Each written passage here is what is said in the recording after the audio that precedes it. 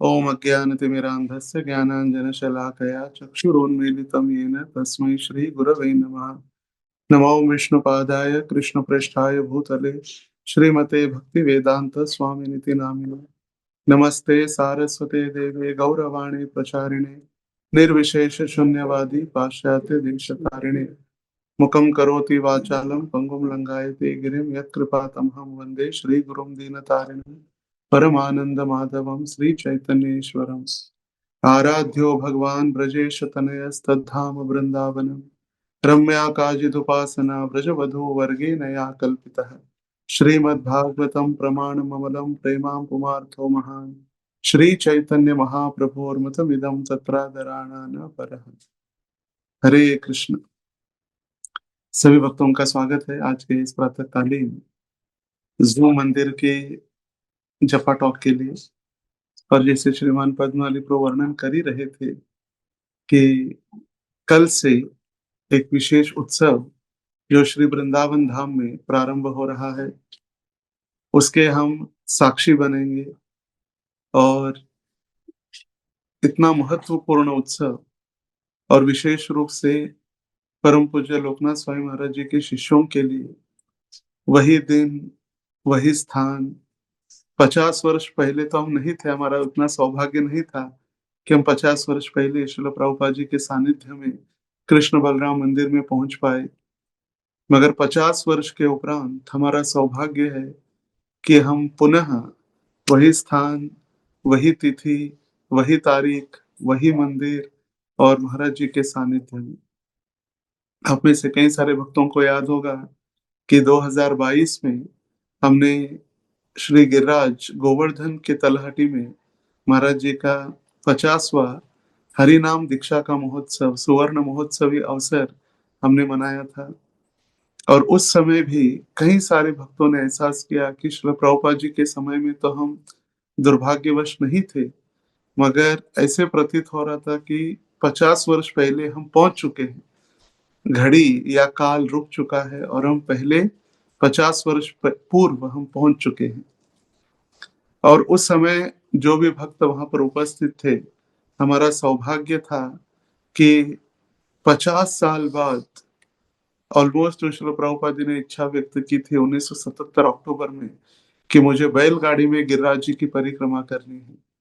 और जो भी भक्त उस समय उपस्थित थे वो साक्षी बने श्रील प्रभुपाद जी को लेकर। महाराज जी स्वयं बैलगाड़ी चलाते हुए श्री वृंदावन धाम से गिरिराज की तलहटी में पहुंचे और गिरिराज जी की परिक्रमा श्रील प्रभुपाद जी के साथ। तो जैसे सूचना दी गई कि जो भक्त आ रहे सौभाग्यशाली तो है ही, मगर जो नहीं आ पा रहे वो भी अपना मन, मोरा मन वृंदावन, पूरा दिन वृंदावन में आप वास करना है। कई सारे भक्त आनंदित हो रहे जो भी आज निकलने वाले हैं आज शाम को, या कई भक्त अभी सुबह भी निकल रहे अलग अलग स्थानों से। तो हमने सोचा कि जो भक्त वृंदावन आ रहे हैं थोड़ा सा वृंदावन के विषय में ही या वृंदावन में प्रवेश करने के विषय में आज थोड़ा हम चिंतन करें, मनन करें। क्योंकि जपा टॉक तो है ही, पिछले कई दिनों से हम भगवत गीता मैराथन का चिंतन कर रहे कैसे गीता वितरण करें। मगर आज वो दिन है जो पिछले 6 महीनों से हम सुन रहे थे, वृंदावन 50वां सुवर्ण महोत्सवी संन्यास महोत्सव, हजारों भक्तों के बीच जो आ रहे वो दिन आ चुका है। और आज कई सारे भक्त निकल रहे हैं अपने अपने स्थानों से। कई अभी रेलवे स्टेशन पर भी अभी अभी हमें सूचना मिली कि सोलापुर के कई भक्त 250 भक्त रेलवे स्टेशन पहुंच चुके हैं और फिर वो वृंदावन की ओर प्रस्थान कर रहे हैं। तो धाम में जब हम प्रवेश करते हैं तो धाम में प्रवेश करने की हमारी जो पात्रता, श्रील प्रभुपाद जी को एक भक्त ने पूछा हमारी क्या पात्रता है कि हम इतने उच्चतम आध्यात्मिक ज्ञान को प्राप्त कर सके। तो श्रील प्रभुपाद जी ने नम्रता से उत्तर दिया कि तुम्हारे पास कोई पात्रता नहीं थी, मैंने तुम्हें पात्र बना दिया है। देखिए हमारी कोई योग्यता नहीं है वृंदावन धाम आने की या वृंदावन में रहने की। जैसे महाप्रभु कहे आराध्यो भगवान ब्रजेश तनयस तद धाम वृंदावनम। हमारा जो संप्रदाय है हम सिर्फ कृष्ण की नहीं अपितु कृष्ण का जो धाम है उसकी भी आराधना करते हैं। और कैसे आराधना? गोपियों के पद चिन्हों पर चलते हुए। व्रजवधू वर्गेन या कल्पिता, व्रजवधू वर्ग मतलब गोपियों ने जैसे भगवान के पद चिन्हों का आश्रय लेते हुए इस वृंदावन धाम की आराधना की, उस प्रकार हमें आराधना करनी है। और सर्वश्रेष्ठ गोपी श्रीमती राधा रानी, और ये चैतन्य महाप्रभु का मत है और किसी का नहीं। जो स्वयं भगवान श्री कृष्ण चैतन्य महाप्रभु के रूप में आए, वो कह रहे, आराध्यो भगवान ब्रजेश तनयस तद धाम वृंदावनम। ऐसे कहा जाता है कि वृंदावन में लेटना भी दंडवत प्रणाम करने के समय है, चलना भी नृत्य के समान है। तो ऐसे नहीं कि हम आके यहाँ पर सो जाए कि प्रभु जी हम दंडवत ही कर रहे, नहीं, यहाँ पर लेटना भी दंडवत के समान है। तो यदि हमारा हृदय वास्तव में कृतज्ञ है, और यदि हम कृतज्ञता विनम्रता भाव से, सेवा भाव से श्रील प्रभुपाद, हमारे गुरुजन, वैष्णव आचार्य और सभी की यदि हम कृतज्ञता व्यक्त करें, तो यही हमारी सबसे पहली पात्रता या योग्यता है। एक होता है कृतज्ञ और एक है कृतज्ञ। कृतज्ञ मतलब जो भी हमें आचार्यों ने, गुरु ने, वैष्णवों ने दिया है, उसके लिए हम उनके ऋणी बने। और कृतज्ञ मतलब भूल जाना, जिसने जो भी हमारे लिए किया है वो भूल जाना। जैसे कहा जाता है जिस थाली में खाते उसी थाली में छेद कर देना, वो कृतज्ञ हो गया। और कृतज्ञ मतलब जो भी हम है, जो भी हमारे ऊपर वैष्णवों की कृपा है, वो सारा उनकी देन है, या भगवान की अहेतुकी, वैष्णवों की अहेतुकी कृपा है। उसके लिए हमें उनके ऋणी बनकर रहना, ये कृतज्ञता का भाव। तो सबसे पहली हमारी पात्रता है धाम में प्रवेश करने की, कि हम किसके किसके, श्रील प्रभुपाद, समस्त वैष्णव आचार्य, गुरुजन, वैष्णव और अंततो गत्वा राधे श्याम और कृष्ण बलराम के हम कृतज्ञ बने। और यही हमारी एक पहली वास्तविक पात्रता है। दूसरा, जो चैतन्य महाप्रभु बताए कि कोई कहता है क्यों धाम यात्रा करनी चाहिए, हम तो घर में बैठकर भी जूम मंदिर में जब कर ही रहे, क्या आवश्यकता है इतनी सर्दी में रेलगाड़ी में बैठो या बस से जाओ, वहां जाने के बाद असुविधा होगी, सर्दी होगी, ट्रेन में तकलीफ होगी, क्यों, आवश्यकता क्या है? हम तो घर में भी विग्रह, वो भी धाम है। श्रील प्रभुपाद जी कहे जो हर एक इस्कॉन मंदिर है वो भी वैकुंठ से अभिन्न है, तो फिर आवश्यकता क्या है वृंदावन जाने की? तो जैसे चैतन्य महाप्रभु ने रूपक गोस्वामी के माध्यम से भक्ति के 5 मुख्य सिद्धांत बताए। उसमें से एक है साधु संग, दूसरा है नाम संकीर्तन, तीसरा है भागवत श्रवण, चौथा है श्री विग्रह आराधना, और पांचवा है मथुरावास। तो देखिए स्वयं चैतन्य महाप्रभु ने जो भक्ति के 5 अंग बताए, उसमें से 4 अंग भक्तों का संग भी हो रहा है, हरिनाम संकीर्तन हम जब भी कर रहे हैं, भगवत श्रवण भी कर रहे हैं, कथा कीर्तन सुन रहे हैं, हर घर में या जो ब्राह्मण दीक्षित है वो मंदिरों में विग्रह आराधना कर रहे। मगर सबसे महत्वपूर्ण मथुरावास, जो भगवान की नित्य लीला स्थली, जहां पर आज भी भगवान उपस्थित है। भागवत में श्री कृष्ण कहे कि मैं एक पग भी वृंदावन से बाहर नहीं निकालता, मैं सदैव वृंदावन में हूँ। तो धाम में ये सभी कार्य जब हम करते हैं तो उसके फल अनेक अनंत गुना बढ़ जाते हैं। जैसे कथा करना, कीर्तन करना, यज्ञ करना, वैष्णवों की सेवा करना, धामवास के द्वारा देखिए कितने सारे अलग अलग जो हम कार्य कर रहे हैं उसके फल अनगिनत असंख्य रूप में बढ़ जाते हैं। ये हो गया दूसरा कारण। तीसरा, हमारी आध्यात्मिक उन्नति निर्भर होती है श्री धाम में जब हम आते हैं, तो हमारी आध्यात्मिक उन्नति और तीव्रता से बढ़ने लगती है।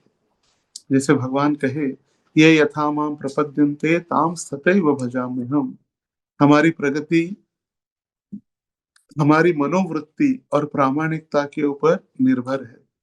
तो जब हमारी मनोवृत्ति कैसे होनी चाहिए धाम में, जब भी हम धाम में आएंगे तो केवल हरि नाम, हरि कथा धाम का गौरव, भक्तों का गौरव और सेवा भाव, इसकी चर्चा। ना कि यहाँ क्या हो रहा है, वहाँ क्या हो रहा है, उसके घर में क्या हो रहा है, उसके शहर में क्या हो रहा है, ये चीजें नहीं। धाम में यदि हम आएंगे तो धाम में सबसे महत्वपूर्ण हरि नाम, हरि कथा, धाम का गौरव, भक्तों का गौरव और सेवा भाव, जैसे चौथा अंग या चौथा मुख्य जो विषय है, जैसे महाप्रभु या रूप गोस्वामी हमें समझा रहे, भक्ति, प्रामाणिक भक्ति क्या है? अन्याभिलाषिता शून्यम अनुकूलेन कृष्णानुशीलनम। भक्ति में व्यक्तिगत लाभ, सिद्धि, मोक्ष की इच्छा नहीं होती। हम कृष्ण को आनंद देने के लिए वृंदावन आते हैं, हमारे आनंद के लिए नहीं। हम कृष्ण को आनंद देने के लिए इस धाम में आते हैं। जैसे चैतन्य महाप्रभु ने भी कहा, न धनम न जनम न सुंदरिम कविताम व जगदीश कामये मम जन्मनि जन्मनीश्वरे। भक्त तव भक्ति, जो भक्ति जो है चैतन्य महाप्रभु की, भक्तिर अहेतुकी त्वयि, जो सदैव भगवान श्री कृष्ण की भक्ति में हम लगे रहे, तो हम वृंदावन धाम में आएंगे तो कोई भौतिक इच्छा, भौतिक वासना के लिए नहीं, अपितु भगवान की शुद्ध भक्ति के लिए। तो भक्ति भाव की हमारी जो परीक्षा भी होगी यहाँ पर, सवै पुंसा परो धर्मो यथो भक्ति अधोक्ष जेत, जो भी हम कर रहे वो भक्ति निरंतर और अहेतुकी, निष्काम, कोई भी हेतु के बिना ये हम भक्ति करें। जैसे इस दुनिया में या इस संसार में द्वैत फैल चुका है, सुख दुख, लाभ हानि, यश अपयश, सफलता विफलता, ये हमें सदैव परीक्षाओं से हमें गुजरना पड़ता है। मगर जब धाम में हम आते हैं तो ये सारी परीक्षाओं से मुक्त होकर भगवान हमारा आलिंगन करने के लिए तैयार है। जैसे बृहद भागवतामृत में वर्णन किया गया कि भगवान जब गोप कुमार धाम में आए भगवान के, तो स्वयं भगवान श्री कृष्ण ने उनका आलिंगन किया और भगवान कहे कि आपने मेरे लिए बहुत अत्यंत कठिनाइयां झेली है, अब आप घर आ गए हो। तो वृंदावन धाम किसका घर है? भगवान श्री कृष्ण का घर। और यहाँ पर जो भगवान का घर तो है ही, मगर अधिष्ठाता देवी श्रीमती राधा रानी इस धाम की राजा नहीं है, ये धाम की रानी है। क्वींसडम, एक होता है किंगडम, एक होता है क्वींसडम। ये रानी श्रीमती राधा रानी का ये धाम, और ये भगवान श्री कृष्ण का घर है। तो हमारी घर वापसी, या हम घर वापस आ रहे हैं। जब आप धाम में आएंगे तो हमारे पास यदि प्रेम नहीं भी है भगवान के प्रति, तो भगवान से प्रेम करने की इच्छा जागृत होती है जब हम धाम में प्रवेश करते हैं। क्योंकि भगवान श्री कृष्ण कोई वस्तु नहीं है, भगवान श्री कृष्ण भाव के भूखे हैं, भावग्राही जनार्दन। कोई पत्थर या कोई लकड़ी, कोई धातु से बना व्यक्ति या सिर्फ मूर्ति नहीं, भगवान स्वयं इस धाम में उपस्थित है। और जिस भावना से हम भगवान की आराधना कर रहे हैं, उस भावना से भगवान हमारी सेवा स्वीकार कर रहे हैं। ये यथा माम प्रपद्यन्ते ताम तथैव भजाम्यहम्। जिस भाव से हम भगवान के इस धाम में, वृंदावन रम्य स्थान दिव्य चिंतामणि धाम रतन मंदिर मनोहर, जैसे श्रील प्रभुपाद जी नए नए अपने शिष्यों को जब लेकर आए, तो श्रील प्रभुपाद जी के शिष्य कहे, प्रभुपाद जी आपने तो धाम के विषय में क्या क्या कहा था, चिंतामणि धाम है, रत्नों से जड़ित है, यहाँ तो कुछ नहीं, गंदी ती है, सुअर है, गटर है इत्यादि। तो श्रील प्रभुपाद जी कहे, जो जिस भावना से धाम को देखना चाहे, उस भाव में उसको धाम का दर्शन होगा। श्रील प्रभुपाद जी कहे, यहाँ पर मैं कृष्ण का दर्शन कर रहा हूँ धाम में आकर, तो मुझे कृष्ण भावनामृत में मैं कृष्ण का ही दर्शन कर रहा हूं। तो धाम में प्रवेश करे कैसे? तो धाम में प्रवेश करने के लिए गाड़ी से या रेलगाड़ी से या विमान से इत्यादि तो आना है ही, मगर ओरिजिनल या स्वाभाविक रूप से ये तो ऊपरी शरीर को हम वृंदावन लेकर आए यात्राओं के द्वारा, जैसे रेलगाड़ी हो या विमान की यात्रा हो या कार से हो। शरीर तो आ गया, मगर हमारा मन, मोरा मन वृंदावन। तो धाम में प्रवेश करने के लिए सबसे महत्वपूर्ण साधन या गाड़ी है, वो है विनम्रता, कृतज्ञता और तृष्णा पूर्ण स्मरण। कृष्ण की प्राप्ति के लिए जो इच्छा है, उस इच्छा से हमें वृंदावन आने का प्रयास। जब अक्रूर जी श्री वृंदावन धाम पहुंचे, तो उन्होंने हृदय में कृष्ण बलराम के दर्शन की उत्सुकता से उनका हृदय कांप रहा था। कृष्ण के पद चिन्ह देखकर वो रथ से कूद पड़े और धूल में लौटने लगे।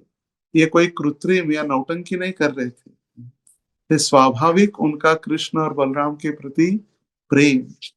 तो हम भी जब धाम में आएंगे तो तुरंत धाम में प्रवेश करते ही सबसे पहला कार्य हमें धाम की रज को या धाम को प्रणाम करना, और वो भी जप माला निकाल के। हम देखते हैं कई सारे भक्तों को आदत है कि जप माला के साथ ही प्रणाम करते हैं। वो पूर्ण प्रणाम नहीं होता, हम अपराध कर रहे हैं। एक बार एक साथ एक ही कार्य होता है। हम जब भी कर रहे हैं, प्रणाम भी कर रहे हैं, जब भी कर रहे हैं, कथा में भी बैठे, जब भी कर रहे हैं, कीर्तन भी कर रहे हैं। तो एक समय पर एक स्थान और एक समय में एक कार्य। तो जैसे हम आएंगे श्रील प्रभुपाद जी को के कृपा से जब हम आए हैं, तो श्री धाम में सबसे पहले प्रणाम करना, क्योंकि धाम में प्रवेश करने का महाप्रभु ने जो सूत्र दिया है, गोपीर पर भरतु पद कमलयोर दास दास अनुदास है।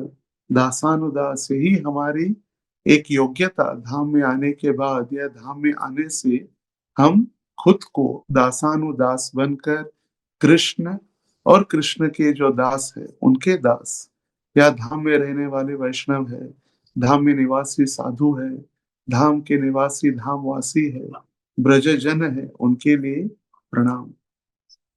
फिर धाम को देखे कैसे? तो प्रश्न आ सकता है, प्रभु जी आंखों से ही देखेंगे ना, और कैसे देखेंगे? तो धाम को देखने के लिए महाप्रभु हमें समझाते हैं कि धाम को भौतिक दृष्टि से नहीं, अपितु हमारे दिव्य चक्षु जो गुरु और कृष्ण के द्वारा हमें प्राप्त होते हैं। धाम पर योग माया का पर्दा है। जो योग माया का पर्दा गुरु हमारा वो निकाल देते हैं। जब पर्दा, कैसे पर्दा निकाल देते हैं? जो पर्दा हमारे आंखों के सामने लगा है, जिससे हम धाम का दर्शन योग्य रूप से या जो ओरिजिनल धाम का दर्शन नहीं कर पा रहे, वो धाम का दर्शन हम करते हैं जब हम धाम में वैष्णव के द्वारा श्रवण, श्रद्धा और विनम्रता से हम भक्ति करने का प्रयास करते हैं। जो धाम में आए हुए गुरुजन हैं, आचार्य है, उनके द्वारा जब हम श्रवण करते हैं, तो योग माया का पर्दा धीरे धीरे धीरे खुलने लगता है और कृष्ण का हम दर्शन कर सकते हैं। जैसे गौर किशोरदास बाबा जी कहते हैं, धाम की धूल वैकुंठ के रत्नों से भी अधिक मूल्यवान है। देखिए, ब्रज की रज, इस संसार में इसकी लक्ष्मी या इसका पैसा नहीं मिलेगा, मगर आध्यात्मिक रूप से यदि देखा जाए तो धाम की जो धूल है वो वैकुंठ के रत्नों से भी अधिक मूल्यवान है। गौर किशोरदास बाबा जी का वर्णन है। और श्रील प्रभुपाद जी कहते हैं, धाम को हमें आंखों से नहीं, कानों से देखना चाहिए। धाम को आंखों से नहीं, अपितु कानों से देखने का प्रयास करना चाहिए। यदि हम धाम के विषय में, कृष्ण कथा के विषय में या कृष्ण लीलाओं के विषय में नहीं सुनेंगे, तो सिर्फ हमारे आंखों का एक्सरसाइज हो जाएगा। बस हम आएंगे, दर्शन करेंगे, फोटो बनाएंगे, रील्स बनाएंगे और हो जाएगा, हो गई धाम यात्रा। मगर हृदय में स्फुरित वो धाम हमारे हृदय में स्फुरित नहीं होगा जब तक हम आचार्यों के वाणी से वास्तविक धाम का दर्शन नहीं करते। कभी कभी भक्तों को आदत होती है कि जैसे ही कथा प्रारंभ हो जाती है तो उठ के जाते हैं दर्शन के लिए। तो ये सिर्फ आंखों का एक्सरसाइज ही हो जाता है बस। ये आंखों का एक्सरसाइज है। और इसीलिए धाम में आकर सबसे महत्वपूर्ण है कि हम वैष्णवों से आचार्यों से सुने। यात्रा का सबसे महत्वपूर्ण नियम श्रील प्रभुपाद जी ने सारे संसार से भक्तों को बुलाया, सारे विश्व से भक्तों को बुलाया, आओ धाम में रहो, हरि नाम करो, कथा सुनो और सेवा करो। यह नियम जबरदस्ती नहीं है बल्कि एक आत्म अनुशासन है, क्योंकि हर क्षण जो हम धाम में बिता रहे हैं वो मूल्यवान है। वृंदावन में किया गया एक अपराध भी 10,000 अपराधों को हमें उसका फल भुगतना होगा। 10,000। और इसीलिए हर क्षण मूल्यवान रखते हुए हमें ध्यान देना होगा कि हम कोई भी अपराध न करें, इंद्रिय तृप्ति न करें या इंद्रिय भोग विलास में न रहे। और इसीलिए सबसे महत्वपूर्ण है, आए धाम में रहे, हरि कथा श्रवण करे और भगवान की सेवा में उत्साहित रूप से हमें सेवा करे। तो वास्तविक पात्रता हमारी क्या है? वास्तविक पात्रता धाम में प्रवेश करने के लिए हृदय की प्रामाणिकता और सेवा की इच्छा। भगवान ना हमारा रूप देख रहे, ना हमारे आभूषण देख रहे, ना हमारे वस्त्र देख रहे, ना हमारा ज्ञान देख रहे, ना हमारी प्रसिद्धि देख रहे। भगवान सिर्फ देख रहे कि हमारे हृदय की प्रामाणिकता और सेवा की इच्छा। और यदि हम कृतज्ञ होकर भगवान की सेवा में, भक्तों की सेवा में लगे हैं तो कृष्ण और अधिक हमें कृपा देने के लिए तैयार है। यदि हम वो उपेक्षा कर रहे, सेवा नहीं कर रहे, धाम में आने के बाद हम भक्ति करने की, श्रवण करने की, वैष्णवों का संग करने की इच्छा नहीं कर रहे, तो भगवान हमारी जो योग माया का जो पर्दा है हमारे आंखों के ऊपर वो नहीं हटेगा। और हमारी वृंदावन यात्रा कैसी होगी? आएंगे, घूमेंगे, फिरेंगे, नाचेंगे, गाएंगे, ऐश करेंगे, बस। फिर होगी यात्रा, दर्शन होगा, घूमना होगा, हम परिक्रमा करेंगे, थक जाएंगे, फिर लोई बाजार में जाएंगे, लस्सी और चाट खाएंगे, हो गई वृंदावन यात्रा। उससे भी अलग रूप से जो वृंदावन यात्रा जो आचार्यों ने हमें बताई है, सबसे महत्वपूर्ण है वृंदावन में आना और वृंदावन में भगवान के प्रति सेवा भाव रखते हुए भक्तों की सेवा करना। तो वास्तव में जो मूल्यवान क्या है और कलयुग में सबसे बड़ी विडंबना है, जो सबसे अधिक महत्वहीन है उसको मनुष्य सबसे मूल्यवान मानता है और जो परम मूल्यवान है उसको साधारण समझ लेता है। और सच्चा हमारा सौभाग्य है कि हमें वैष्णव और गुरु के आशीर्वाद से श्री धाम में आने का प्रवेश या श्री धाम में आने की पात्रता या कृपा हमारे लिए प्राप्त हो रही है। तो यात्रा के दौरान हमारा क्या प्रार्थना होनी चाहिए? हम धाम से अनुग्रह करने आए हैं, धाम को हम विनती करने आए हैं। हे हमारी प्रार्थना होनी चाहिए, हे प्रभु मुझे सेवा भाव, विनम्रता और शुद्ध भक्ति दीजिए। जैसे श्रील प्रभुपाद जी कहे, हर क्षण हमें सेवा के लिए अवसर है। हरि नाम, पूजा, कथा, भगवान के विषय में वर्णन, चर्चा, प्रसाद सेवा, सफाई सेवा, भगवान के लिए भोग बनाने की सेवा इत्यादि। जैसे कभी कभी सोचते हैं, अरे वृंदावन में इतना ट्रैफिक जाम है, आगे ही नहीं बढ़ रहे, तो भी एक कृतज्ञता है कि वहां पर ट्रैफिक में जब अटक जाते तो भी हम जप करते रहे, ना कि कोसते रहे सबको। तो मुख्य बिंदु है जब हम धाम में आएंगे, केवल बाहरी रूप से नहीं, अपितु उचित भाव से भगवान का दर्शन करना। हमें याद रखना चाहिए, धाम में आने वाला प्रत्येक व्यक्ति श्रीमती राधा रानी की इच्छा से और राधा रानी की कृपा से ही यहाँ पर पहुंचा है। कोई साधारण व्यक्ति या साधारण जीव नहीं है। हमें किसी के भी प्रति, कोई भी जीव, चाहे फिर वो पेड़ पत्ते क्यों न हो, उनके प्रति भी हमें अपराध या उनके प्रति कोई गलत व्यवहार नहीं करना है। दूसरों को सदैव हमें आनंद देने के लिए सदैव वैष्णवों की सेवा में हमें रत रहने का प्रयास करना चाहिए। क्योंकि धाम में सब कुछ हो सकता है, मगर भगवान के भक्तों की सेवा इतने आसानी से हमें प्राप्त नहीं होती। तो यदि कोई हमें वैष्णवों की सेवा में, धाम की सेवा में लगा रहे हैं, तो हमें पीछे नहीं हटना है। धाम में जो व्यक्ति सही रूप से, सही भाव से जो भक्ति कर रहा है, उसके ऊपर ही श्रीमती राधा रानी की कृपा होकर श्रीमती राधा रानी उन भक्तों को अपनी सेवा में लगाते हैं। यहाँ पर श्रीमती राधा रानी का मैनेजमेंट चलता है। कोई अध्यक्ष, कोई प्रधानमंत्री, कोई राष्ट्रपति जी का नहीं।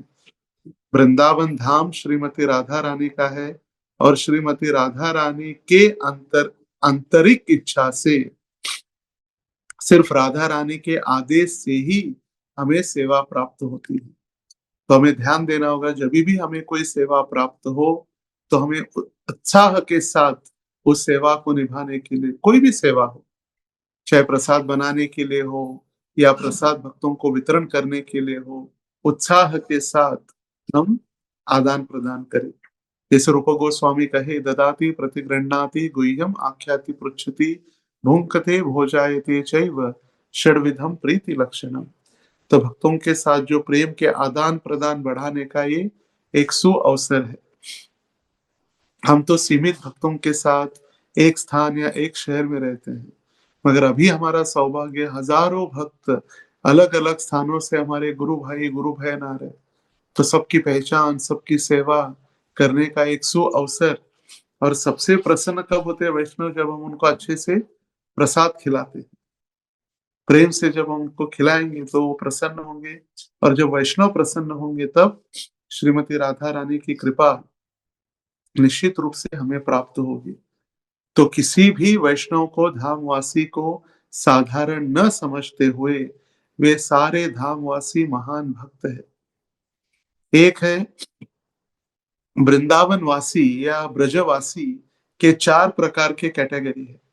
नंबर एक, जिनका जन्म श्री वृंदावन धाम में हुआ है, जन्म हुआ और वो यहीं रह रहे, वो भी ब्रजवासी है या धामवासी।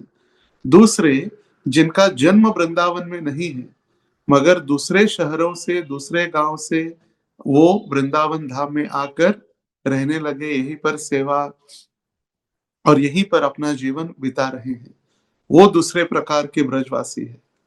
तीसरे ब्रजवासी, जैसे हम जैसे जीव, जो कुछ समय के लिए यात्राओं में, कुछ दिनों के लिए यात्राओं में आते हैं, धाम यात्रा करते वापस जाते हैं, वो भी धामवासी या ब्रजवासी कहलाते हैं।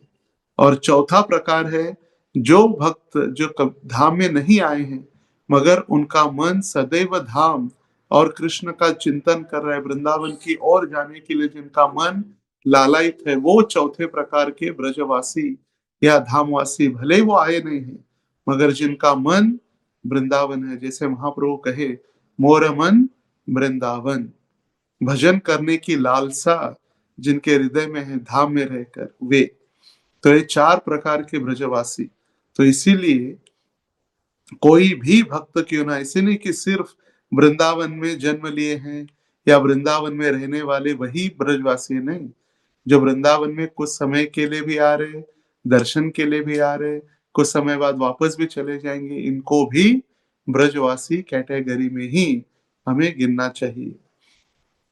धामवासियों के साथ सम्मान पूर्वक व्यवहार करें। यदि वे कुछ लक्ष्मी मांगे या कुछ हम ले भी रहे वस्तु, तो उचित वाणी का उपयोग करें, ना कि हम झगड़ालू प्रवृत्ति का जो हमारा भाव होता है, उस झगड़े के साथ हम उनके साथ व्यवहार न करें। वृंदावन में हम सदैव सरल, सहनशील रहे, तभी फिर आनंदित रह सकते हैं। और धाम में रहते हुए धाम के उस स्थान के संबंधित लीलाओं पर चर्चा करे और चिंतन करे। जैसे महाप्रभु परिक्रमा की, तो महाप्रभु सदैव गिरिराज की परिक्रमा करते हुए जो गोपियों ने वृंदावन में जो वेणु गीत गाया, भागवत के दशम स्कंद का 21वां अध्याय का जो प्रसिद्ध श्लोक है, हंताय मद्रि रबला हरिदास वर्यो यद राम कृष्ण चरण स्पर्श प्रमोदः मानम तनोति सह गोगण योस्तयोर्यत् पानीय सूय वस कंदर कंद मूलय। ये श्लोक चैतन्य महाप्रभु कंठस्थ करके श्रीमती राधा रानी के भाव में वही गा रहे थे कि क्या सौभाग्य है, हमसे अधिक श्रेष्ठ ये हरिदास, ये गोवर्धन पर्वत है जो कृष्ण और बलराम की सेवा में लगा है। हमारा धिक्कार है, गोपियों का भाव ये चैतन्य महाप्रभु गाते हुए, उसका स्मरण करते हुए गिरिराज जी की परिक्रमा कर रहे। तो हम भी जब 9 तारीख को परिक्रमा करेंगे तो हम ये श्लोक कंठस्थ करें और गिरिराज जी को प्रार्थना करें, नमस्ते गिरिराजाय श्री गोवर्धन नामिने अशेष क्लेश नाशाय परमानंददायिने। तो हमारे जो भक्ति में संकट है उसको नष्ट करने वाले, भक्ति का आनंद प्रदान करने वाले ये श्री गिरिराज जी। तो जहां जहां हम जिस स्थान पर जाएंगे उस धाम के विषय की लीला का चिंतन और स्मरण करें। दूसरों को हमें फैसिलिटी, दूसरों को सहायता करने में हमें ध्यान देना है। जैसे वरिष्ठ भक्त है, जो सीनियर सिटीजन वरिष्ठ नागरिक है, उनको पहले प्रसाद के लिए बैठाना। जो वरिष्ठ नागरिक है वो नीचे नहीं बैठ पाते, उनके घुटने में दर्द है या पैर में दर्द है, पीठ दर्द है, उनको चेयर की सुविधा देना। ना कि हम जवान है और चेयर के ऊपर जाके बैठ गए और बूढ़े बेचारे खड़े हैं, वरिष्ठ भक्तगण या वरिष्ठ नागरिक नहीं। तो जैसे प्रसाद की सुविधा हो या कथा में बैठने का स्थान हो या कथा श्रवण करने के समय में हो, हमें ध्यान देना चाहिए कि हमारे से कोई अपराध न हो। अबाल वृद्ध मतलब जिनके पास छोटे बच्चे हैं, ऐसी माताएं जो वृद्ध जन हैं, उनकी हमें ध्यान देना बहुत महत्वपूर्ण है। और वो कथा के समय में और प्रसाद लेते हैं तभी। जैसे गुरु महाराज कहते हैं, जैसे प्रसाद स्टार्ट हो गया, अहम पूर्वम, मैं पहले। वो तो अच्छी बात है, मगर हमारे पीछे भी यदि कोई वरिष्ठ है या जैसे जैसे हमने कहा सीनियर सिटीजन वरिष्ठ नागरिक चल नहीं पा रहे, तो ऐसे भक्तों को हमें थोड़ा आगे जाने की भी सुविधा को ध्यान देना है। और सेवा भाव ही हमारा असली दर्शन श्री धाम में होगा। श्री धाम में जब हम वृंदावन धाम में आ रहे हैं तो जो सेवा भाव है वही हमारा असली दर्शन है। और जैसे हम सेवा भाव से हमारी प्रामाणिकता से भक्तों की, भगवान की और वैष्णव की सेवा करने का प्रयास करेंगे, भगवान श्रीमती राधा रानी, कृष्ण बलराम, राधा श्याम सुंदर, ललिता विशाखा निश्चित रूप से हमें दर्शन देंगे। सिर्फ हमारी प्रामाणिक इच्छा और सेवा भाव। और साथ ही साथ धाम में आने के बाद जो 10 प्रकार के धाम अपराध बताए गए हैं, धाम में कोई व्यापार की इच्छा से न आए, धाम में इंद्रिय तृप्ति न करे, धाम में जो कथा वर्णन कर रहे गुरु आचार्य इत्यादि उनको सर्वसाधारण न समझे, जो धाम में दर्शनार्थी आए हैं उनको सर्वसाधारण न समझे, धाम में आने के बाद व्यापार की इच्छा से, पैसे कमाने की इच्छा से, चलो अच्छी भीड़ भाड़ है, एक दुकान लगा देता हूँ तो थोड़ा बिजनेस भी होगा, नहीं, व्यापार की इच्छा, धाम को किसी एक विशिष्ट प्रदेश या किसी विशिष्ट देश का भाग समझना, अरे वृंदावन तो यूपी में है, ये या गिनना धाम को, ये इतना है, ये 10 फीट लंबा है, गोवर्धन की 21 किलोमीटर की परिक्रमा है, ये गिनने का प्रयास करना, ये भी एक धाम अपराध माना जाता है। तो ऐसे भी धाम अपराधों से हम बचकर श्री गुरु और वैष्णव की सेवा में सदैव हमें तत्पर रहते हुए सबसे महत्वपूर्ण आज की इस जो हमने छोटा टॉक या चिंतन किया, सबसे महत्वपूर्ण है कि हम सदैव सेवा के लिए तैयार रहे। दूसरा, जहाँ पर भी कथा हो, कीर्तन हो, वहाँ पर उत्साह से भाग ले। और तीसरा, थोड़ी जो भी कठिनाई हम स्वीकार करके सारे भक्तों को अच्छी सेवा या अच्छी फैसिलिटी देने के लिए तत्पर रहे। तो हमारी श्री धाम वृंदावन यात्रा और बहुत अच्छे से आनंददायक और श्रीमती राधा रानी की कृपा प्राप्त हम कर सकते हैं। हरे कृष्णा कृष्णा कृष्णा हरे हरे, हरे राम राम राम हरे हरे। श्री श्री कृष्ण बलराम की जय। श्री श्री राधा श्याम सुंदर ललिता विशाखा की जय। श्री श्री गौर निताई की जय। श्री गिरिराज गोवर्धन की जय। श्रील प्रभुपाद की जय। समवेत गौर भक्त वृंद की जय।